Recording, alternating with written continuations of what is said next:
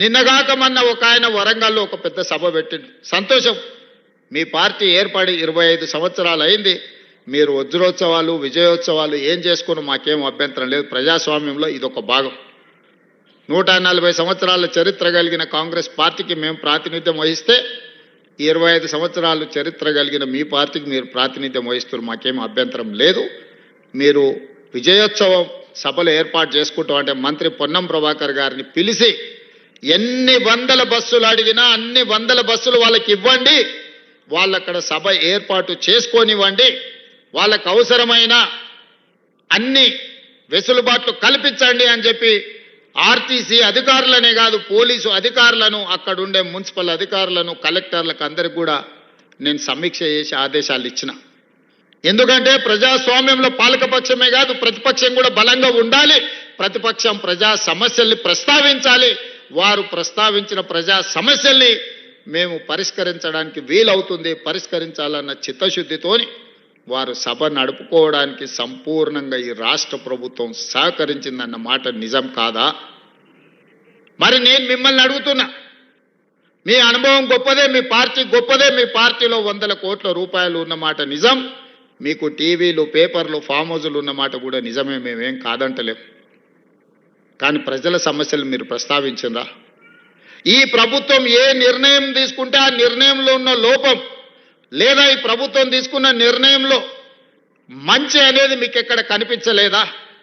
మీ అనుభవంతో మంచిని అభినందిస్తూనే ప్రభుత్వాన్ని భుజం తడుతూనే మా వైఫల్యాలను ప్రశ్నించి ఆ ప్రశ్నించడం ద్వారా ప్రజా సమస్యలను పరిష్కరించడానికి మీరు అక్కడ మాట్లాడి ఉంటే నిజంగానే ప్రజలు మిమ్మల్ని అభినందించుండేవాళ్ళు. నేను ఈరోజు ఆ పెద్ద ఆయనను ఒక మాట అడగదలుచుకున్నా.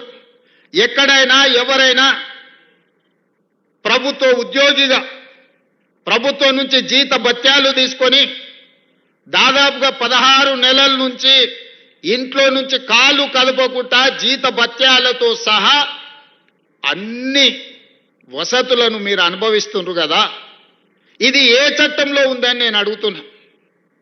ఏ చట్టంలో ఉంది? ప్రభుత్వం నుంచి జీత భత్యాలు తీసుకున్న వాళ్ళు మేము విధులను నిర్వర్తించము. బసవేశ్వరుడే చెప్పిండు కదా, కష్టపడాలి, కష్టమే ఫలితాలను ఇస్తుంది, మనిషి అనేవాడు ప్రజల కోసం శ్రమించాలి అని. మరి మీరెందుకు ప్రతిపక్ష నాయకుడిగా హోదా తీసుకున్నారు? ఇప్పటి వరకు 65 లక్షల రూపాయల జీతం తీసుకున్నారు, బంగ్లా తీసుకున్నారు, కారు తీసుకున్నారు, వసతులు తీసుకున్నారు. పోలీసుల పహారా మీకు కల్పించిన ప్రధాన ప్రతిపక్ష నాయకుడిగా, మాజీ ముఖ్యమంత్రిగా అన్ని వసతులను అనుభవించకుండా ప్రతిపక్ష నాయకుడు పాత్ర పోషించకుండా మీరు ఫామ్ హౌజులో ఎందుకు పడుకుంటున్నారని 4 కోట్ల తెలంగాణ ప్రజలు అడుగుతున్నారు. సమాధానం చెప్పాల్సిన బాధ్యత మీకు లేదా? ఆయన అంటే నేను రాను అసెంబ్లీలకు, మా పిల్లల్ని పంపించిన అంటాడు. నేను ఆయన్ని అడుగుతున్నా, పిల్లల్ని పంపించడానికైతే మీరెందుకు ప్రతిపక్ష నాయకుడిగా ఉండాలి? మీరెందుకు పార్టీ అధ్యక్షుడిగా ఉండాలి? మీరెవరు? సభకు రాని ప్రతిపక్ష నాయకుడు మమ్మల్ని ప్రశ్నించే నైతిక హక్కు మీకున్నదా? మీ నైతిక హక్కు లేనప్పుడు మీకు మమ్మల్ని ప్రశ్నించే అధికారం ఎవరిచ్చిండ్రు అని నేను అడుగుతున్నా. ఈరోజు నేను వారిని సూటిగా అడుగుతున్నా, అధికారం ఉంటేనే, ఆదాయం వస్తేనే మీరు పనిచేస్తారా? అడ్డగోలుగా కొల్లగొడితేనే మీ అధికారం ఉన్నట్లనా? మీకు ప్రజలు కష్టాలలో ఒకవేళ ఉంటే ప్రజల దగ్గరికి ఎందుకు వెళ్తలేరు? మా దగ్గరికి రాలే, అసెంబ్లీకి రాలేదు, మమ్మల్ని ప్రశ్నించడానికి, మా కళ్ళల్లో చూడడానికి నీకు ఏదైనా భయం ఉంటే మరి నిన్ను ప్రతిపక్ష హోదా ఇచ్చిన ప్రజల దగ్గరికి మీరు ఎందుకు వెళ్తలేరని నేను వారిని అడుగుతున్నా. ఫామ్ హౌజ్లో పడుకొని మీరు ఏం సందేశాన్ని ఇవ్వదలుచుకున్నారు రాబోయే తరాలకని నేను అడుగుతున్నా. అధికారం ఉంటేనే చెలాయిస్తాం, లేకపోతే ఫామ్ హౌజ్లోనే మేము ఉండిపోతాం, ప్రజలు ఎక్కడికి పోయినా సరే గాలికి వదిలేస్తామని సందేశాన్ని ఇవ్వదలుచుకున్నారా మీరు ప్రతిపక్ష నాయకుడుగా నేను అడుగుతున్నా. మిమ్మల్ని, మేము చేసిన పథకాలన్నీ ఆగిపోయినాయని, ఏ పథకం ఆగిపోయిందని నేను అడుగుతున్నా. రైతు బంధు ఆగిపోయిందా? షాదీ ముబారక్ ఆగిపోయిందా? కళ్యాణ లక్ష్మి ఆగిపోయిందా? ఫీజు రియంబర్స్మెంట్ ఆగిపోయిందా? ఆరోగ్యశ్రీ ఆగిపోయిందా? ఉచిత కరెంట్ ఆగిపోయిందా? ఈ రాష్ట్రంలో ప్రజా పాలన ఎక్కడైనా ఆగిందా అని నేను అడుగుతున్నా. ఇవే కాదు, సన్న బియ్యం ఇచ్చినాం, పేదవాళ్ళ ఇళ్లకు 200 యూనిట్లు ఉచిత కరెంట్ ఇచ్చినాం, 500 రూపాయలకు సిలిండర్ ఇచ్చినాం, 60,000 ప్రభుత్వ ఉద్యోగాలు ఇచ్చినాము, 2.5 లక్షల కోట్ల రూపాయల పెట్టుబడులు తీసుకొచ్చినాం, ప్రైవేట్లో 1,00,000 ఉద్యోగాలు ఇప్పించినాం. ఈరోజు హైదరాబాదు నగరాన్ని విస్తరించడానికి అవసరమైన అభివృద్ధి కార్యక్రమాలను చేపడుతున్నాం. మా ఆడబిడ్డలకు ఆర్టీసీ బస్సులో ఉచితంగా ప్రయాణం రాష్ట్రంలో నలుమూలల అమ్మగారి ఇంటికి వెళ్ళినా అమ్మవారిని దర్శించుకోవాలన్నా అనా పైసా ఖర్చు లేకుండా ఇయ్యాల మా ఆడబిడ్డలు ధైర్యంగా ఆర్టీసీ బస్సు ఎక్కగలుగుతుండ్రు అని అంటే 5,000 కోట్ల రూపాయలు రాష్ట్ర ప్రభుత్వం, మంత్రివర్యులు ఇక్కడనే ఉన్నారు, పొన్నం ప్రభాకర్ గారు, బట్టి విక్రమార్క గారు, ఆయన డబ్బులు ఇచ్చిండు, ఈయన డబ్బులు తీసుకున్నాడు. 5,000 కోట్ల రూపాయలు 15 నెలల కార్పొరేషన్ మేము చెల్లించినాం. ఇవన్నీ మీకు ఎక్కడ కనిపిస్తలేవా? కనిపించకపోయే అవకాశం ఉంది. ఎందుకంటే మీరు సభకే రారు కదా, మీరు సమస్యల గురించి తెలుసుకోరు కదా, సంక్షేమం గురించి మీకు అర్థమే కాదు కదా, మీకు తెలియకపోవడానికి అవకాశం లేదు, తెలుసుకోవడానికి అవకాశం లేదనేది నేను సంపూర్ణంగా నమ్ముతున్నా. మీరు ఏ మత్తులో జోగుతున్నారో అది మీకే తెలవాలి, నేను అనదలుచుకోలేదు.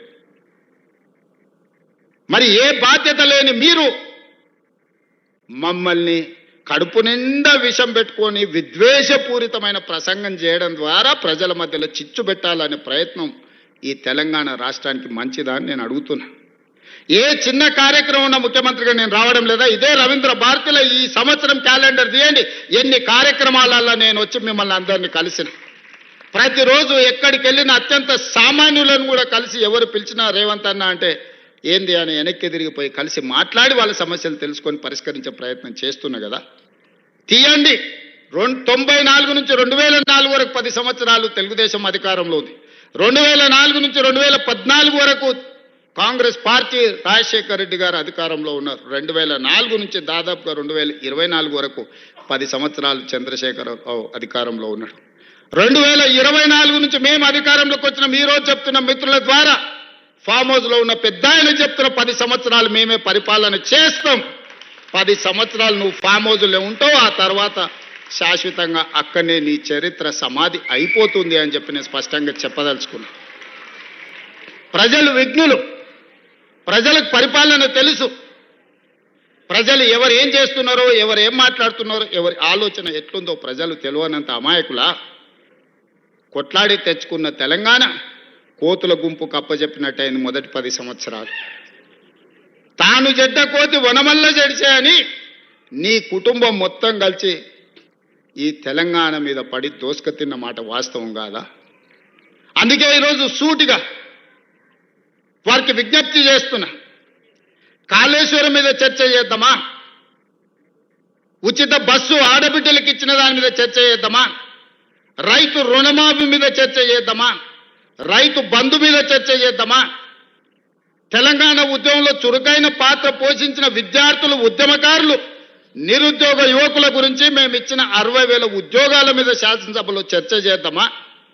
లేదా 30 సంవత్సరాల నుంచి ఎంతో మంది ప్రాణాలు వదులుకొని సాధించుకోవాలనుకున్న ఎస్సీ వర్గీకరణ మీద చర్చ చేద్దామా?